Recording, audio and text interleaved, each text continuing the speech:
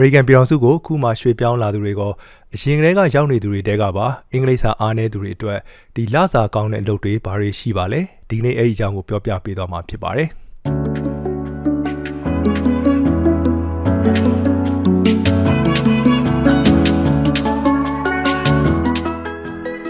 မင်္ဂလာပါ Burma to US Note Channel ကကြိုဆိုပါရစေ။ American ရောက်ကျွန်တော်မြန်မာပြည်ပွားတွေရဲ့ဘဝတွေကိုပုံမတိုးတက်ကောင်းမွန်စေမယ့်နည်းလမ်းတွေတည်ထားစရာအချက်လက်တွေကိုဒီ channel က share ပေးနေတာပါ။ American မှာကျွန်တော်မြန်မာတွေနဲ့အရင်းနှီးဆုံးဖြစ်ပြီးလစာလည်းမဆိုးလာတဲ့အလုပ်ကတော့ sushi chef လို့ပေါ့နော်။ဒီလောကမှာတော့မြန်မာအများစုကျင်လည်နေတဲ့အတွက်ကိုယ့်အဆက်အသွယ်နဲ့ကိုအင်္ဂလိပ်လိုကျွမ်းကျွမ်းကျင်ကျင်မပြောတတ်ရင်တော့မှပဲလုပ်ရဖို့မခက်ပါဘူး။ဒါပေမဲ့ downside အနေနဲ့ကြုံရတဲ့ဒီ9ရက်လုံးအလုပ်လုပ်ရတာ franchise ပေးတဲ့ကုမ္ပဏီကတင်ကျပ်တဲ့စီမင်းတွေချတာဒီမြန်မာချင်းချင်းအလုပ်ရှင်တွေဆိုရင်လည်းလှစားမပေးတာစတဲ့အကြောင်းကြောင့်ဒီ industry ကိုကြောခိုင်းဖို့စဉ်းစားနေတဲ့ဆိုရင်တော့တခြားရွေးစရာလုပ်တွေကိုအခုပြောပြပေးခြင်းပါတယ်ဒီထဲမှာနောက်ဆုံးနှစ်ခုကတော့ဒီ American လုံသမားစီးရင် Bureau BLS ရဲ့အချက်လက်အရလာမယ့်10နှစ်အတွင်းမှာကို40%နဲ့50%အထိတိုးလာမယ့်အလုပ်နှစ်ခုဖြစ်ပါတယ်ပထမဆုံးကတော့ဒီစောက်လုပ်ရေးနဲ့လက်မှုပညာအလုပ်တွေတဲကစပြီးတော့ပြောပြချင်ပါတယ်ဒီထဲမှာတော့နံပါတ်1လျှက်စစ်ပညာရှင်အလုပ်ပါသူကတစ်နှစ်ကိုဒီနေရာပေါ်မူတည်ပြီးတော့ဒေါ်လာ9000ကနေ8000ချာရနိုင်ပြီးကျွမ်းကျင်လာတာနဲ့မျှလာစားပို့ပြီးတော့မြင့်လာပါတယ်လျှက်စစ်ဝါယာကြိုးတွေတက်တာပြုပြင်တာအိမ်တွေအဆောက်အုံတွေမှာလျှက်စစ်စနစ်တွေကိုထိန်းသိမ်းရတာတွေလုပ်ရပါတယ်American လုံသမားစီးရင် Bureau BLS ရဲ့အချက်လက်အရဒီအလုပ်က2024ကနေ2034အတွင်းမှာ9%တိုးပွားလာမယ်လို့ခန့်မှန်းထားပါတယ် Apprenticeship လို့ခေါ်တဲ့ဒီအလုပ်သင် program တွေမှာစတင်လေ့ကျင့်နိုင်ပြီးတော့လုပ်ရင်းသင်ရင်လစာရရင်နဲ့သင်ယူနိုင်ပါတယ်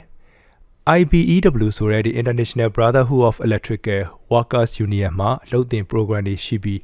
4နှစ်ကနေ5နှစ်လောက်ကိုသင်ယူရပါတယ် Community College တွေမှာလည်းဒီ electrical program တွေရှိပါတယ် license ရဖို့သင်တန်းနဲ့စာမွေးဖြေရမှာဖြစ်ပြီးတော့အခြေခံအင်္ဂလိပ်စာသိရုံနဲ့လုံလောက်ပါတယ်အလုပ်ကွင်းမှာတော့လက်တွေ့လုပ်ငန်းများတဲ့အတွက်စကားပြောစရာအများကြီးမလိုပါဘူးကိုယ်ပိုင်လုပ်ငန်းဖွင့်လို့လည်းရပြီးတော့အလုပ်ကိုင်တည်ငြိမ်မှုရှိတဲ့လုပ်တစ်ခုဖြစ်ပါတယ်နံပါတ်2ကတော့ plumber လို့ခေါ်တဲ့ရေပိုက်သမားပိုက်ပြင်ဆရာအလုပ်ပါ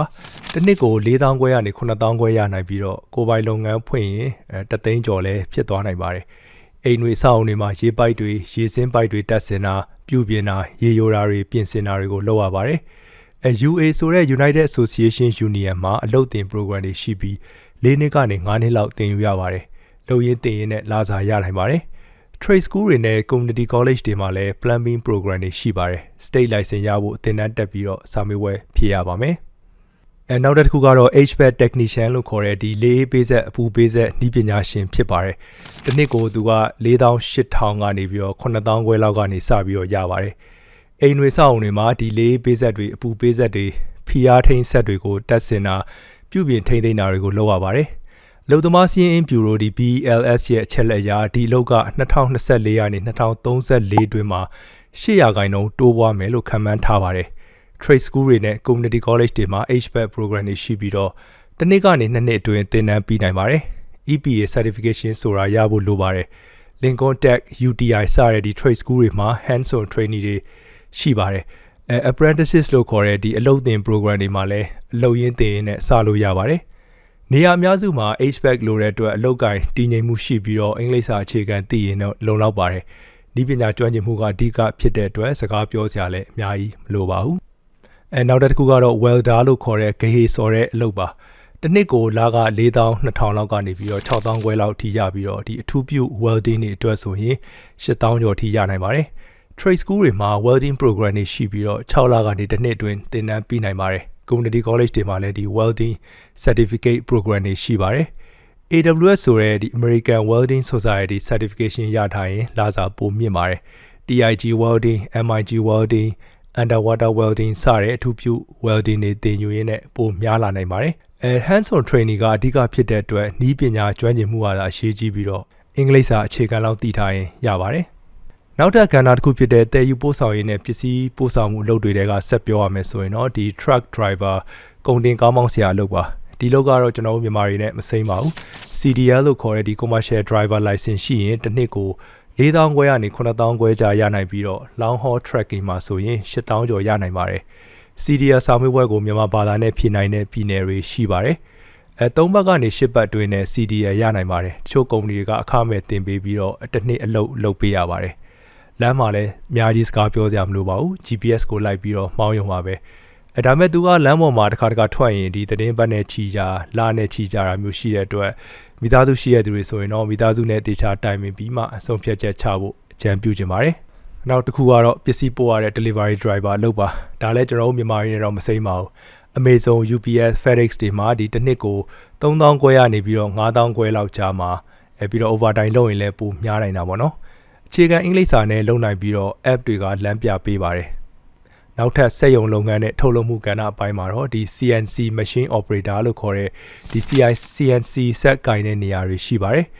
သူကတော့တစ်နှစ်ကို4000ကနေ6000ခွဲကျွမ်းကျင်လာရင်9000ကျော်ထိရနိုင်ပါတယ်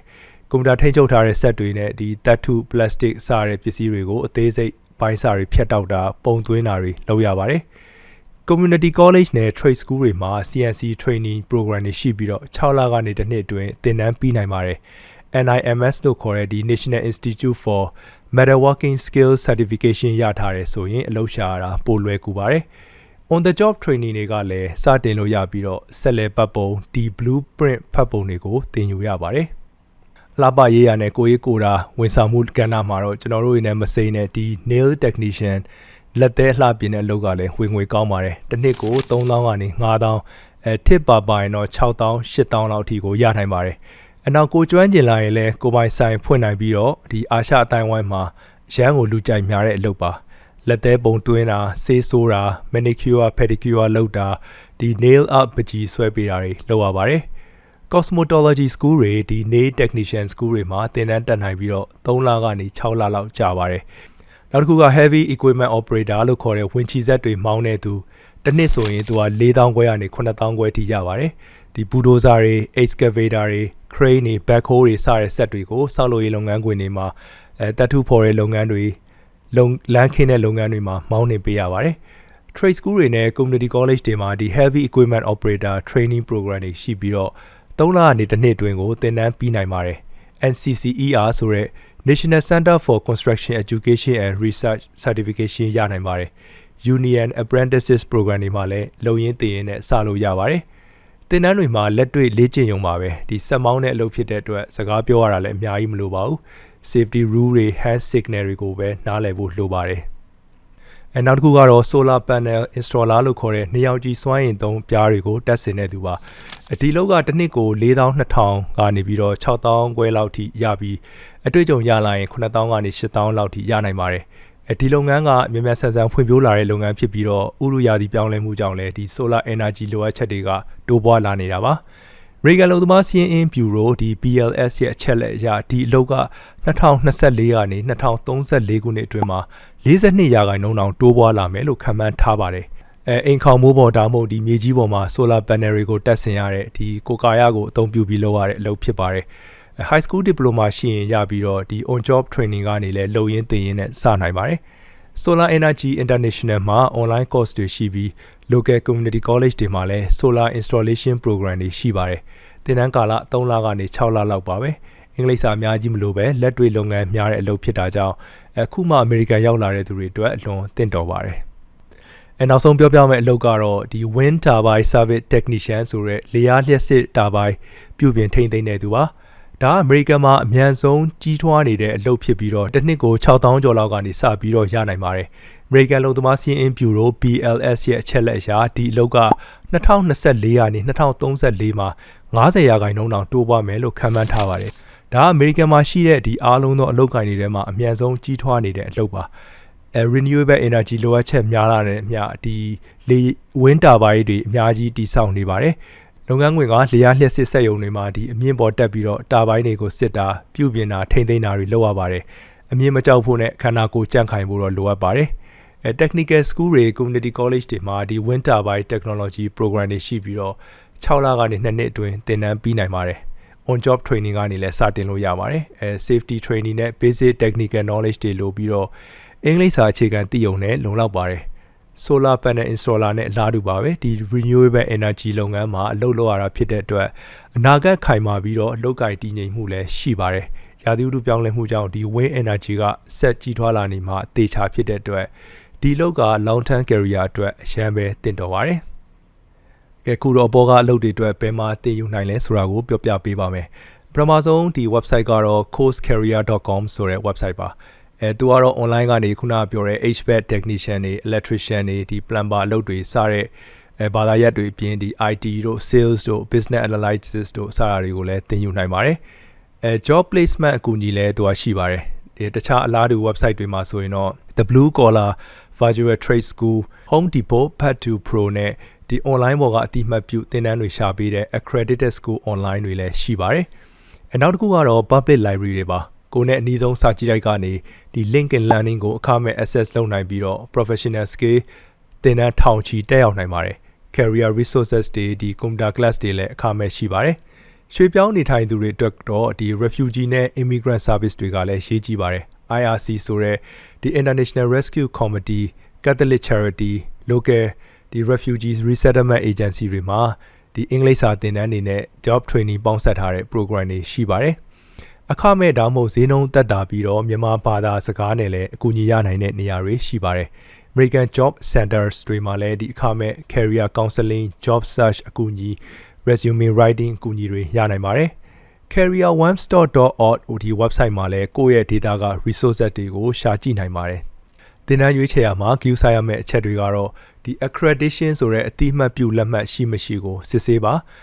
job placement rate အလုပ်ရနိုင်တဲ့နှုန်းမြင့်မမြင့်ကြည့်ပါ financial aid option ဒီငွေကြေးဆိုင်ရာထောက်ပံ့မှုတွေရှိမရှိမေးပါ evening နဲ့ဒီ weekend class တွေရှိမရှိကိုစစ်ဆေးပါပြီးတော့ဒီစုစုပေါင်းကုန်ကျစရိတ်ဘယ်လောက်ကုန်လဲဆိုတာကိုလည်းသေချာမေးမြန်းဖို့လိုအပ်ပါတယ်အင်္ဂလိပ်လိုကျွမ်းကျင်ခြင်းမပြောတတ်ရင်တော့မှပဲအမေရိကန်မှာလားစာကောင်းတဲ့အလုပ်နဲ့အခွင့်အလမ်းတွေအများကြီးရှိပါတယ်ဒီကနေ့ပြောပြတဲ့အလုပ်တွေကတော့ဤပညာကျွမ်းကျင်မှုကိုအဓိကထားတဲ့အလုပ်တွေပါအရေးကြီးတာကတော့စူးစမ်းအားထုတ်မှုဒီတင့်တော်တဲ့ကိုယ်နဲ့တင့်တော်တဲ့သင်တန်းကိုရွေးချယ်မှုပြီးတော့စိတ်ရှည်မှုပါcoursecarrier.com လို့ online platform တွေ public library တွေဒီ refugee service တွေ apprentices လို့ခေါ်တဲ့အလုပ်သင် program တွေကကိုယ့်ကိုလမ်းဖွင့်ပေးနိုင်ပါတယ်ဘာသာစကားကအတားဆီးမဟုတ်ပါဘူးကိုယ့်ရဲ့ဒီ skill ပညာရဲ့ကျွမ်းကျင်မှုကကိုယ့်ကိုအောင်မြင်မှုစီပို့နိုင်မယ်လို့မျှော်လင့်ပါတယ်ဒီလိုမျိုး American ပြည်ထောင်စုတွေကဘူးတူတာနဲ့အသုံးဝင်မဲ့နည်းလမ်းတွေကိုတည်ထားခြင်းနဲ့ဆိုရင်တော့ကျွန်တော်တို့ရဲ့ Burma to US Note Facebook နဲ့ YouTube page တွေမှာ follow နဲ့ subscribe လုပ်ထားနိုင်ပါတယ်ဒီဗီဒီယိုကကိုယ့်အတွက်အသုံးဝင်တဲ့ထင်ရင်လည်း YouTube က like button လေးကိုနှိပ်ပေးဖို့အတွက်တောင်းဆိုပါရစေကြည့်ရှုအားပေးတဲ့အတွက်ကျေးဇူးတင်ပါတယ်ခင်ဗျာ